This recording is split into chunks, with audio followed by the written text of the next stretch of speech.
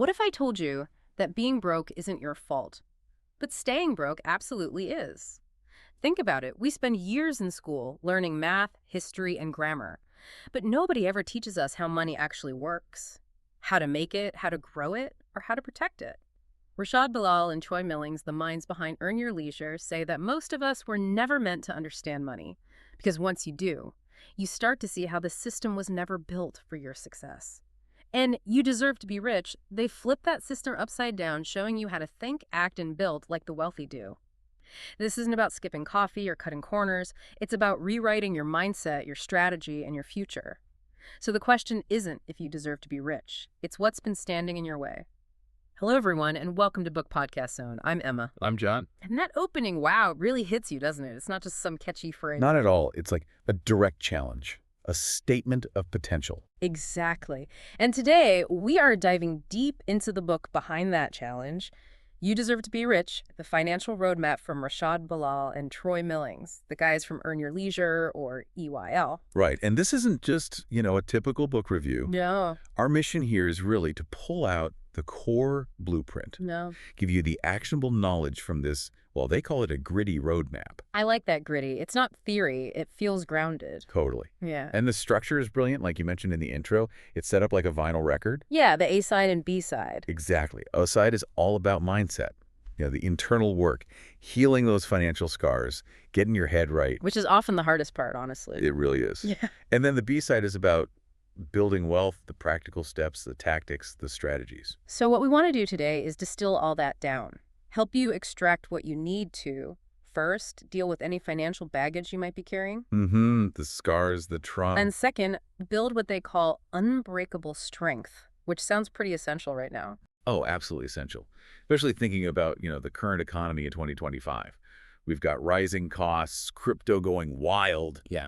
It feels like you need that strength just to stay afloat, let alone get ahead. That grounding in today's reality is key, isn't it? It's not some pie-in-the-sky plan from decades ago. Right. It acknowledges that, the system isn't always set up for the average person's success. Okay, so let's get into that remix of the American Dream they talk about. Yeah, they really kick things off by taking aim at the story we're often told.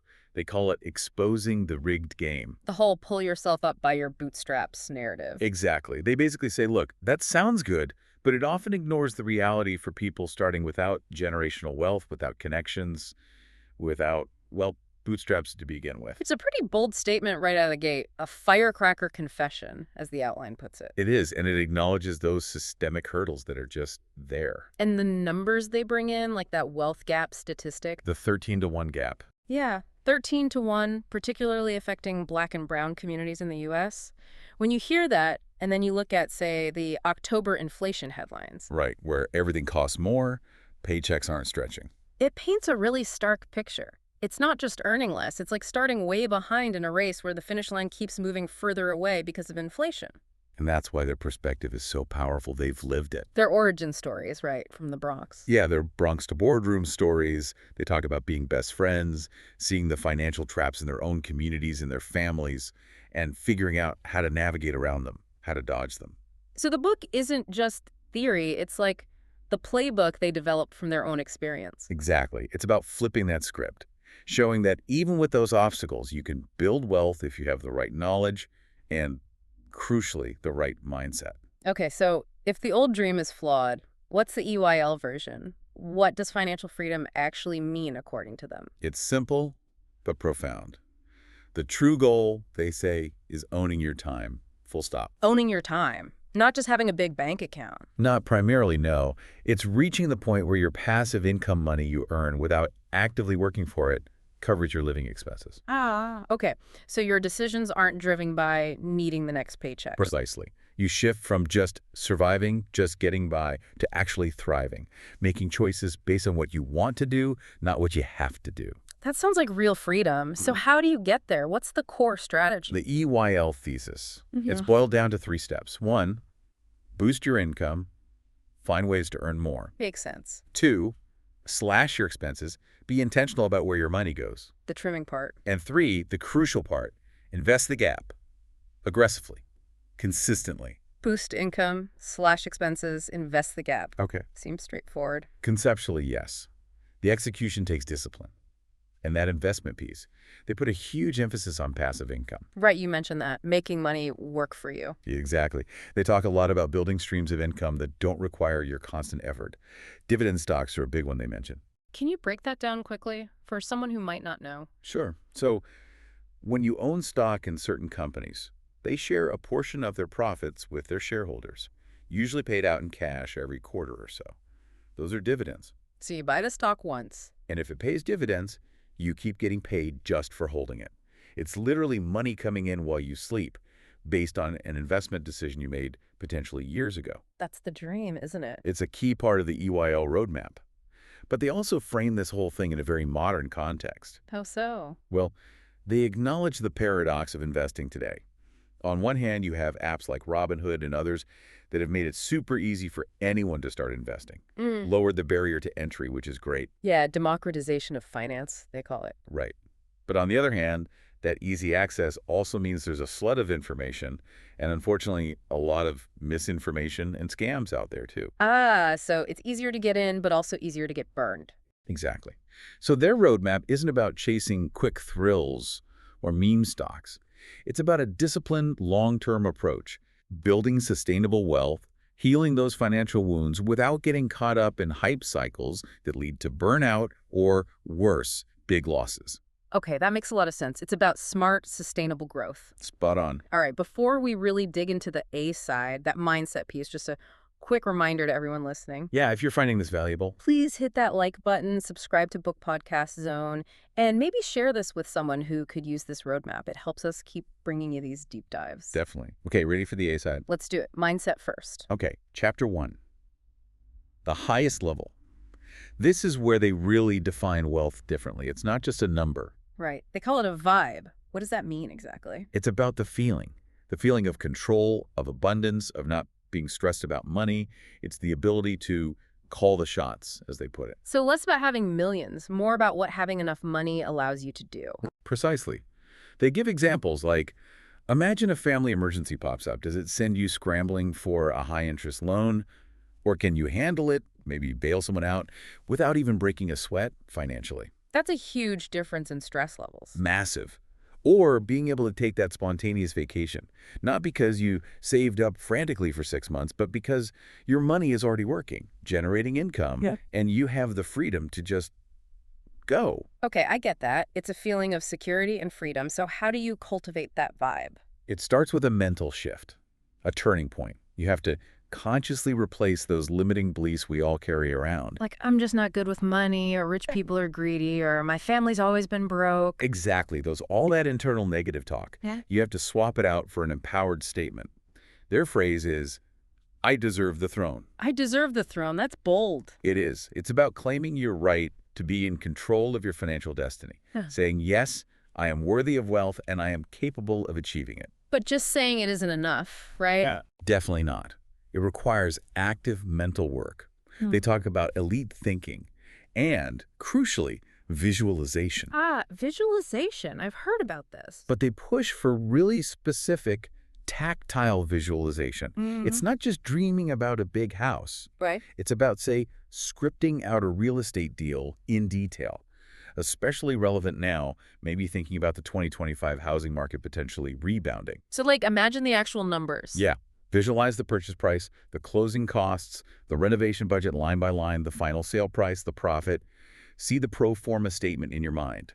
Feel the keys in your hand. Wow, that's concrete. The idea being if you can visualize it that clearly. You start to genuinely believe it's possible. You program your mind to look for the opportunities and take the actions needed to make it real. Does this stuff actually work? Like, are there examples? They point to their own community, real-world impact. They share success stories from EYL listeners, people who started by changing their internal dialogue. Right. And that shift led them to see opportunities they'd previously ignored. Maybe starting a side hustle like a small specialized cleaning service for businesses, or creating an online course teaching a skill they have. And these side hustles actually make money. Significant money. They talk about people pulling in an extra $5,000 a month consistently from these ventures that started purely from a mindset shift. The belief came first, then the action, then the income. Okay, that's compelling. Belief drives action, but what if your belief is blocked by past pain?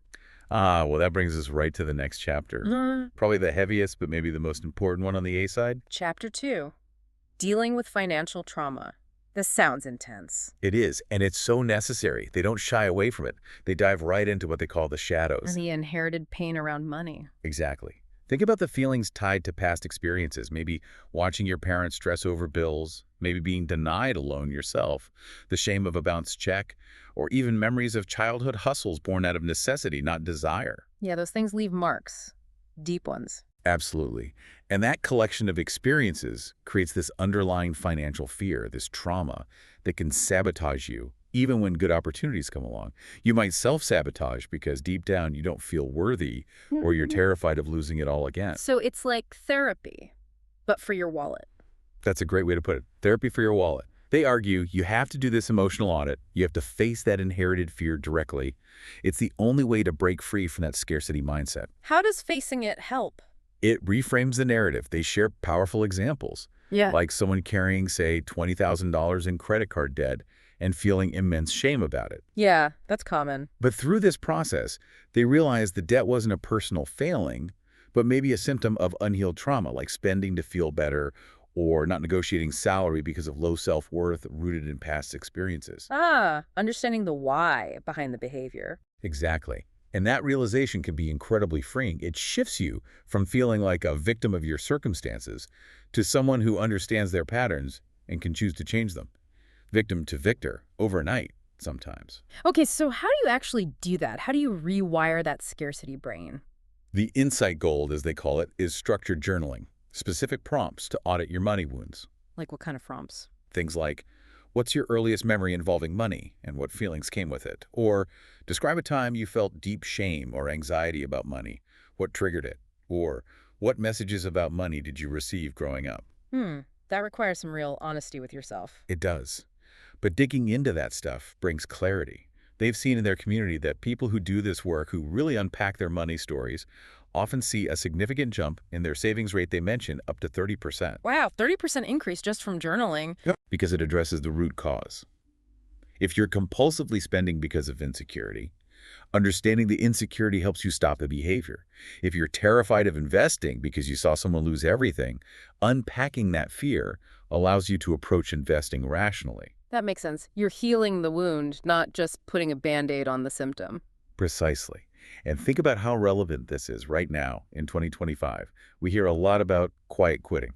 Yeah, people doing the bare minimum at work. What EYL suggests that unhealed financial trauma is often a hidden driver behind that. The fear of instability, which is a trauma response, keeps people stuck in jobs they hate because the perceived security of that paycheck feels safer than the risk of pursuing something better. So healing the trauma could actually give you the courage to, like, ask for a raise or find a better job or start that side hustle we talked about. Exactly. It unlocks your potential by removing the fear-based limitations. You start operating from a place of possibility, not just protection. Okay, this is deep work. Heavy, but essential. So you've worked on the mindset, you've started healing the trauma. Yeah. What's next on the A side? Now we get tactical.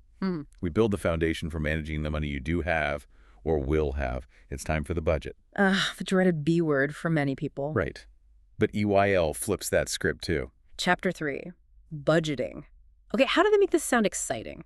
They frame it totally differently. Forget the idea of budgeting as this, like, restrictive chore, this exercise in deprivation. Yeah, that's how most people see it, saying no to everything fun. Instead, they position the budget as your hero's sword. Hero's sword. Okay, I'm listening. It's the tool you use to slice through the financial chaos, the confusion, the stress. It brings clarity, and in that clarity, there's actually a thrill. A thrill in budgeting, seriously. Seriously, the thrill comes at what they call the pivot moment, when you finally track everything and you spot the leakage. The leakage, like where the money's disappearing. Exactly. Those unconscious spending habits.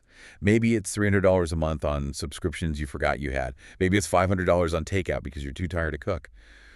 Seeing that number clear as day, Yeah. that's the moment. Because suddenly you realize, wow, I could free up $500 a month just by being more intentional here. Yeah. It's not about punishing yourself. It's about reclaiming your money. Finding that hidden cash flow feels like discovering treasure. It brings this immediate flood of freedom. Okay, I can see how finding an extra $500 a month would feel pretty good. It's not about the $7 coffee then. Not necessarily. If that $7 coffee brings you genuine joy and you've budgeted for it, great. It's about the unconscious drains, the money slipping away without you even noticing or getting real value from it. Got it. So what's their recommended method? Is there a specific hack? Yes, their key hack, the one they really champion, is zero-based budgeting, ZBB. Zero-based budgeting. What's that? It's super straightforward but requires discipline. It means you take your total monthly income, you assign every single dollar a specific job before the month begins. Every single dollar. Every single one. Rent, $1,500. Right. Groceries, $600. Investment, $500. Fund money, $200. Savings, $300, whatever it is.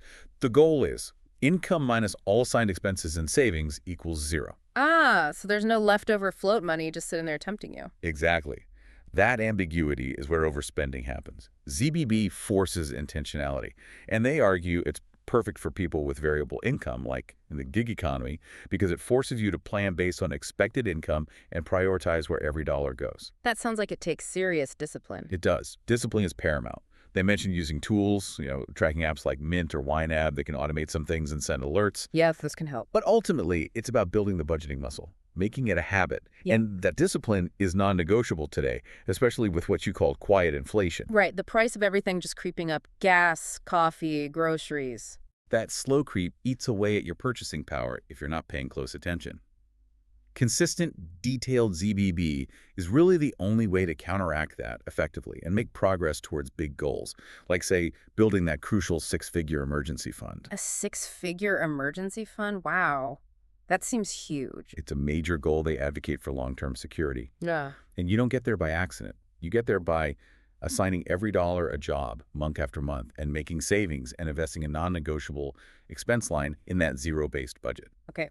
Mindset shift, trauma healing, and now a rock-solid budget plan. That feels like a complete foundation on the A side. It is. It's the internal work and the financial groundwork, the fuel for what comes next. Which is the B side, actually building the wealth. Exactly. We're about to flip the record. Yeah. So one more time, if this deep dive into the mindset and budgeting is resonating with you, Please help us out.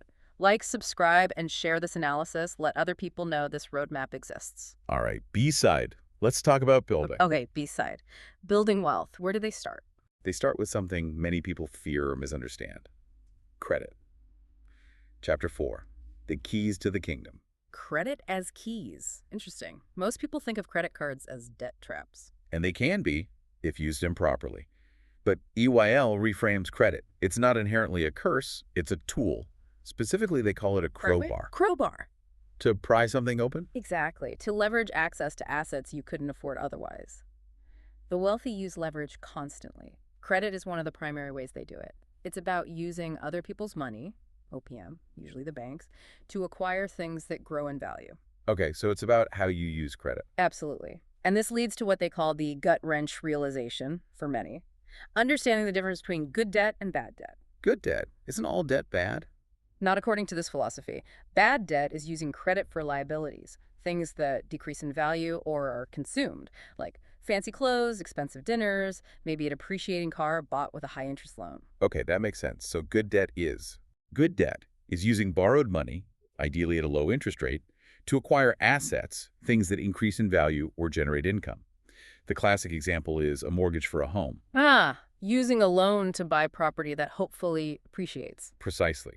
They show how strategically using good debt, like getting a mortgage for a starter home, can be an incredible wealth catalyst.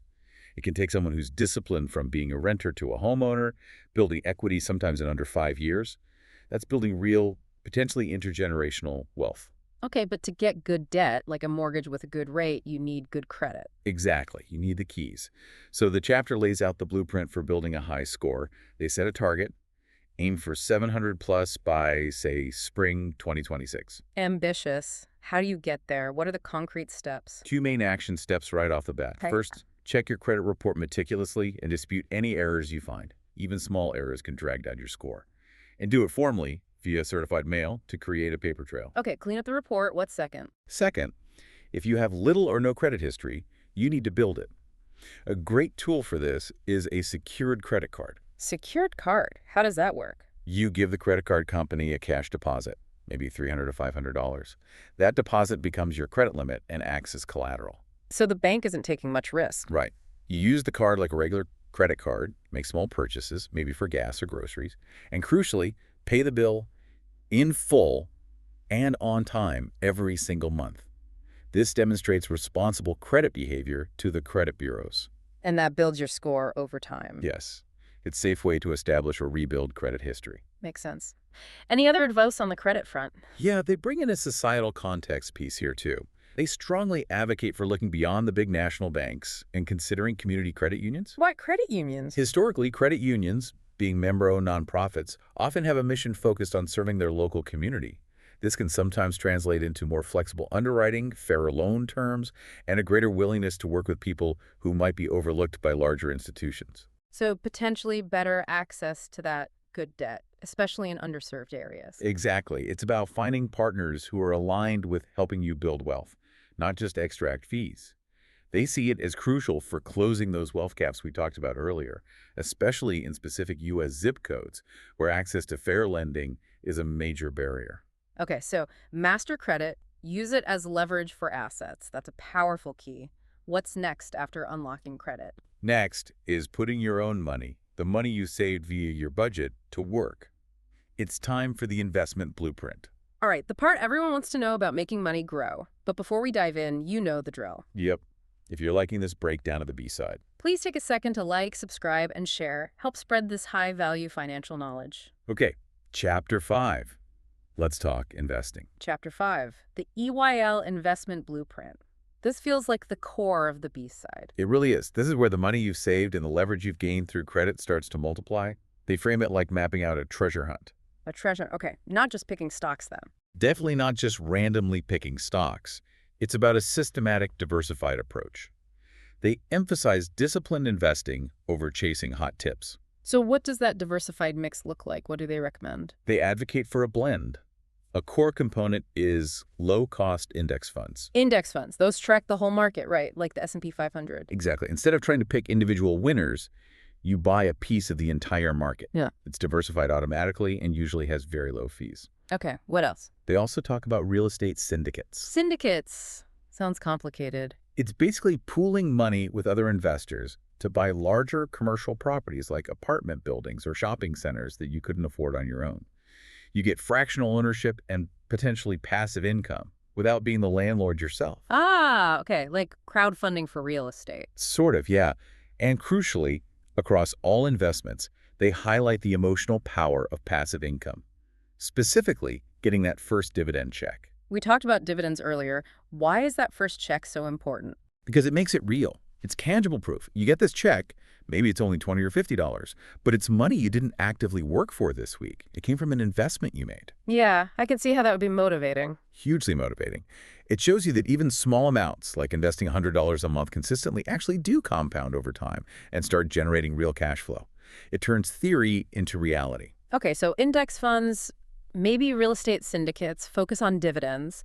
Do they give any specific allocation advice, especially for beginners? Yes, they offer a simple starting point, the 60-30-10 rule. 60-30-10, what's that breakdown? It's 60% stocks, again, primarily those low-cost, diversified index funds, 30% bonds, typically high-quality government or corporate bonds, and 10% cash or cash equivalents like a high-yield savings account for liquidity and opportunity. Why that specific mix? Why the 30% in bonds? Bonds seem kind of boring.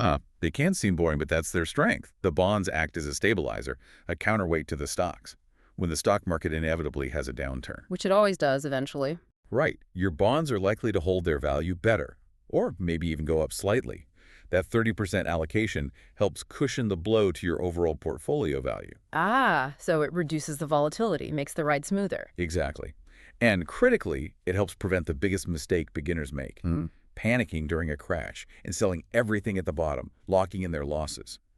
The bond allocation helps you stay invested because the drop doesn't feel as catastrophic. It stabilizes the portfolio and your emotions. That's smart. Keeps you disciplined. And that discipline is key to avoiding the hype traps. They specifically warn against chasing things like, maybe the AI-related stock bubbles we might see in 2025.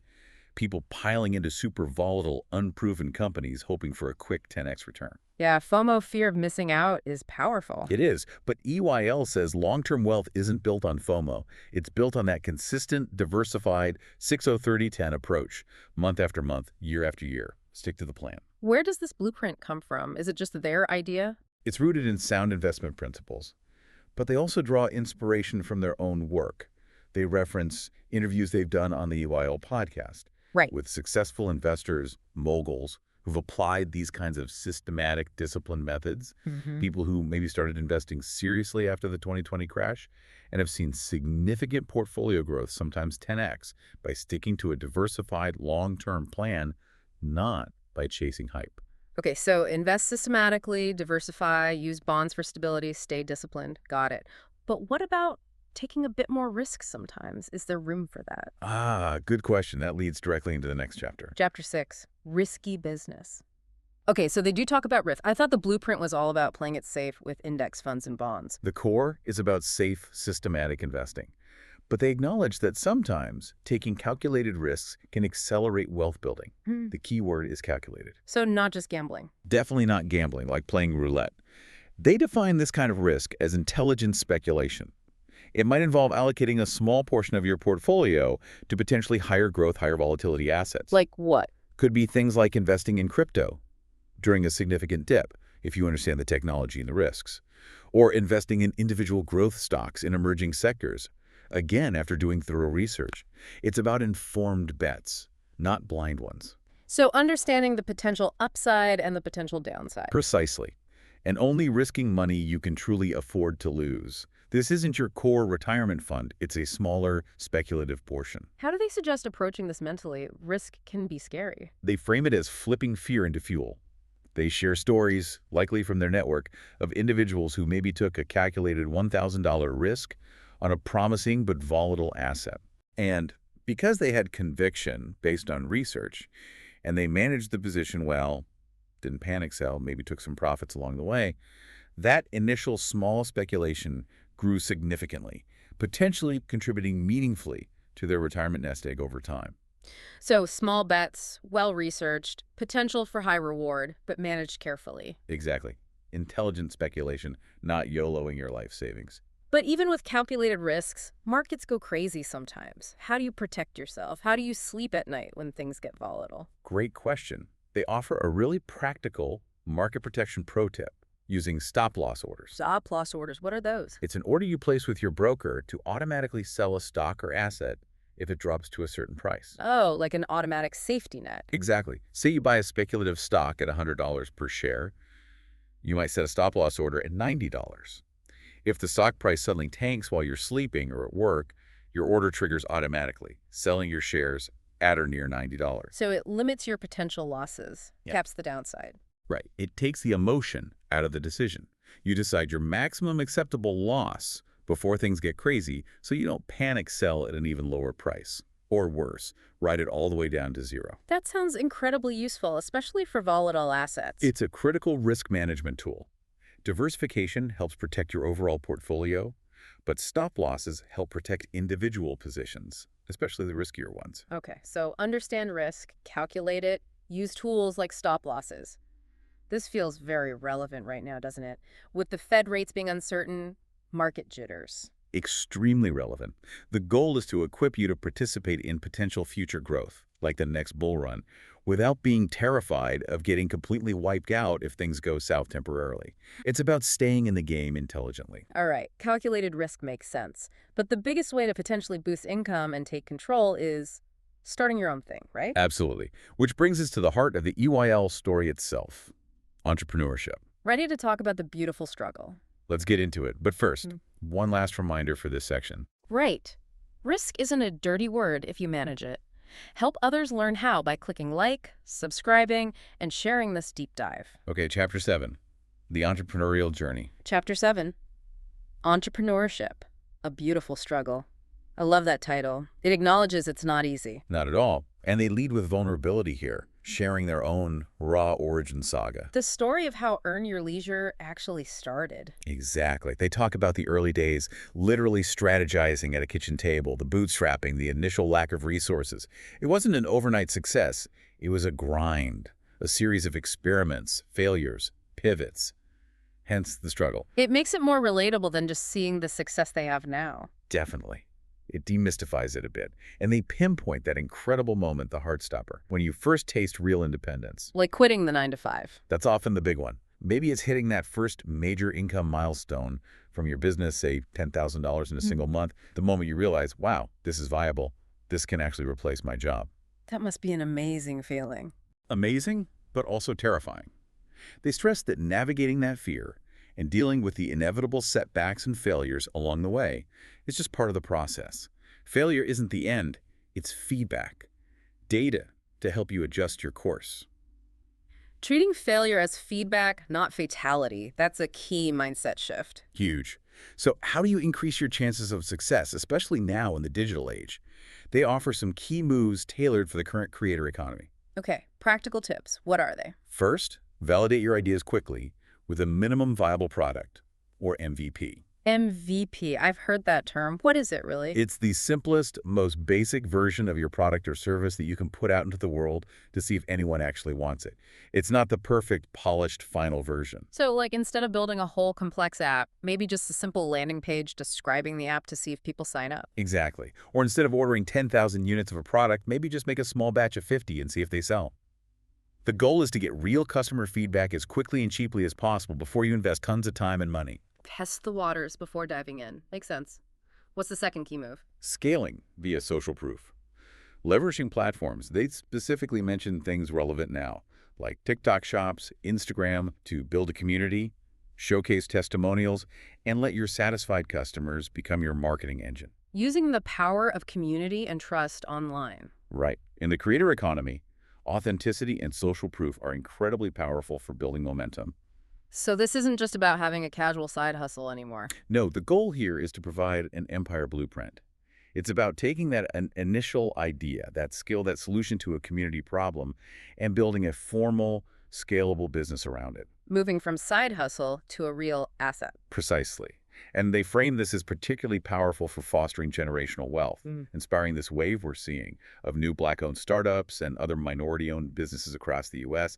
It's about building something lasting, not just trading time for dollars. Building an empire. Powerful stuff. But building an empire often involves partners, sometimes life partners. Does the book get into relationships? Oh, yes. Money and relationships, a huge topic, and often a source of major conflict. That's Chapter 8. All right, let's see how they tackle love and money. But before that, romance. Huh. You know what to do. We do. Money stress can break relationships, but aligned finances can strengthen them.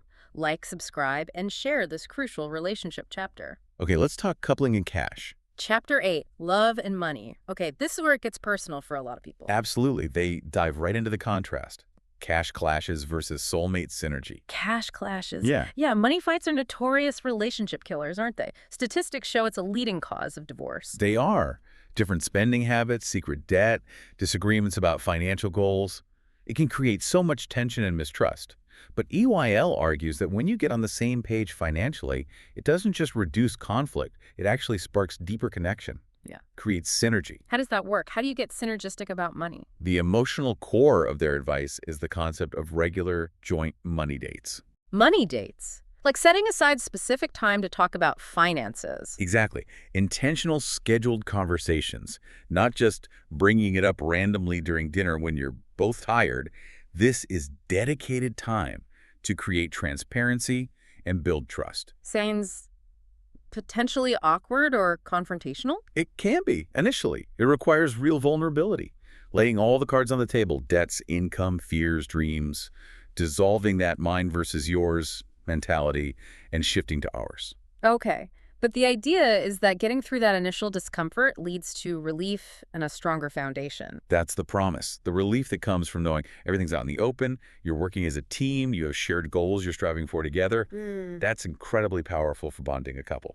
Makes sense. What kind of practical wisdom do they offer for managing joint finances? They tackle some tricky subjects, for instance, prenuptial agreements. Ooh, prenups. Those have a bad rap. Sounds like planning for divorce. Right, but they reframe it. Think of it less as paranoia and more as protection and clarity, like a financial operating agreement for the marriage. It defines how assets will be handled, which can actually reduce conflict down the road by setting clear expectations up front. Okay, viewing it as a business agreement almost for clarity. What else? Aligning on shared long-term goals is huge. They stress the importance of deciding together what you're saving and investing for. Is it buying a house, retiring early, aggressively funding your kids' education? Like using 529 plans for college savings. Exactly. Things like 529 plans, which offer tax advantages for education savings. When you have those shared goals and you're both contributing to them, it turns money from a source of conflict into a tool for building your shared future. You become a unified financial mission. A financial team. Precisely. And given the reality, the rising divorce rates in the U.S., often linked directly to debt and money stress, this chapter feels less like optional advice and more like essential relationship maintenance. It's about mending hearts and balance sheets. Financial health and relationship health being intertwined. It's deeply intertwined. Okay, so you've built a business, you've synced up with your partner. What's the long game? What about the future beyond your own lifetime? That's where legacy comes in. Chapter 9. Leaving something behind. This feels important. Let's get into it after the reminder. You got it. It's not just about you, it's about the generations to come. Like, subscribe, and share to help people think about breaking cycles and building legacy. All right, Chapter 9. Legacy, legacy, legacy. Chapter 9, legacy, legacy, legacy. Tripling down on the word there. This is clearly important to them. Hugely important. This is about shifting the focus from just accumulating wealth for yourself to ensuring that wealth serves future generations. It's the generational handover. Moving beyond your own life. Right. It's about igniting that fire, that desire to build something lasting so that the wealth you create continues to benefit your family, whispering, "We made it." Across lifetimes, as they put it. It's about intentionally breaking cycles of poverty or financial struggle. That's a powerful motivation. So how do you actually ensure that happens? Wealth can disappear quickly if not managed well. True.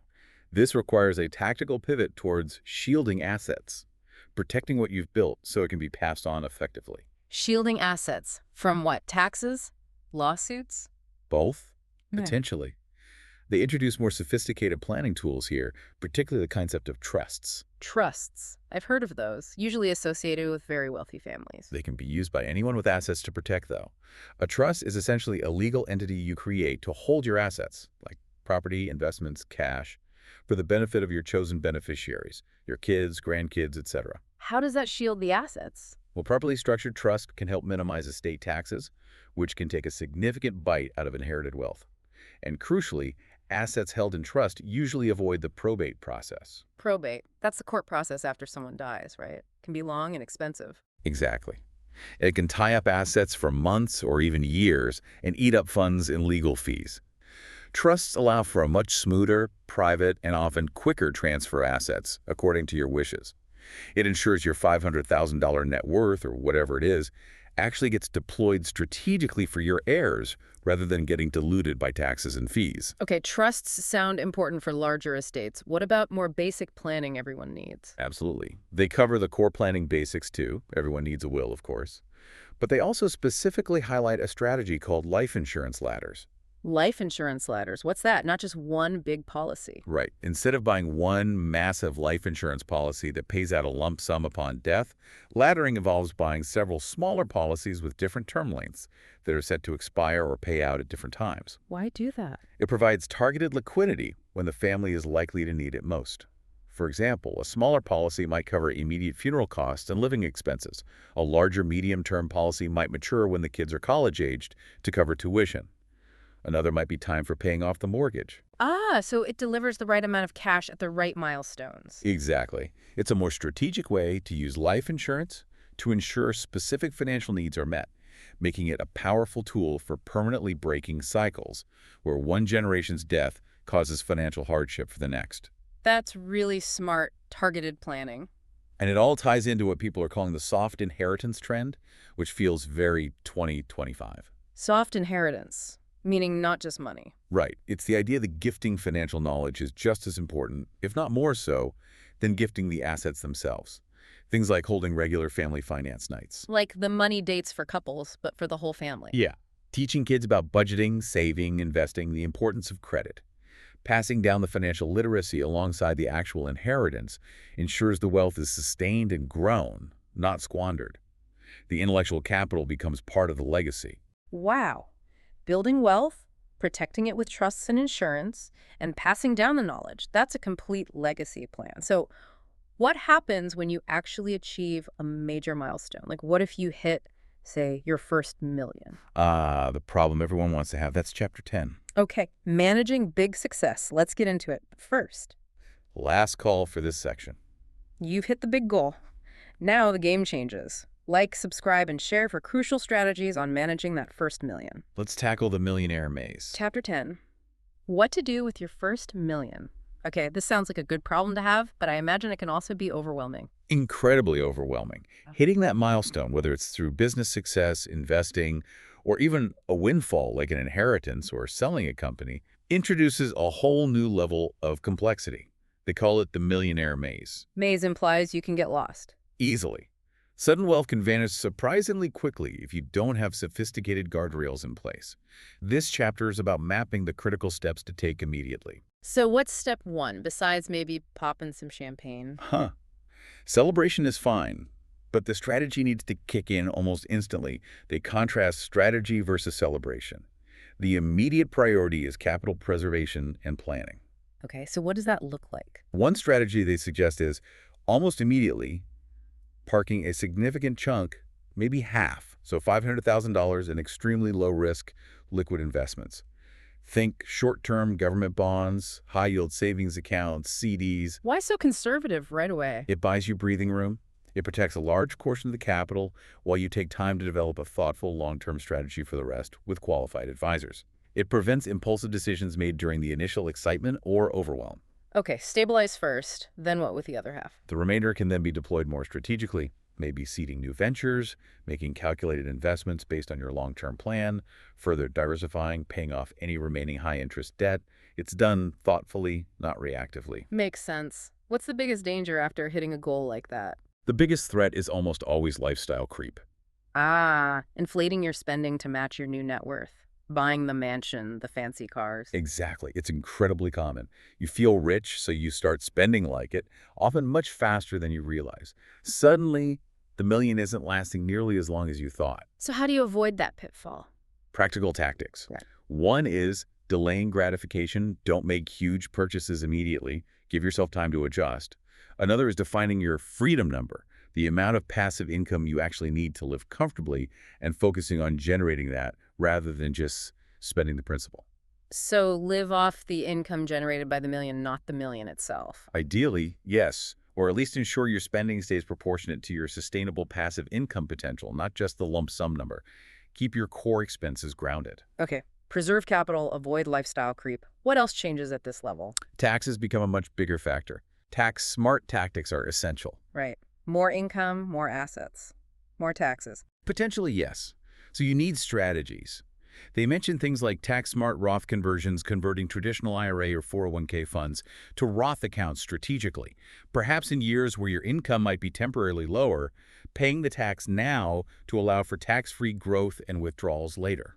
Okay, that's sophisticated planning. It is. They also advocate for leveraging philanthropy strategically, setting up donor-advised funds or private foundations. This isn't just about getting a tax deduction. It's about anchoring your new wealth in purpose, giving back to the community in a structured way, which can also be part of your legacy plan. Using wealth for impact, not just consumption. Exactly. And this whole chapter feels particularly relevant given, say, the context of people who received large windfalls recently, maybe from tech layoffs in 2024, where severance and stock options created sudden millionaires.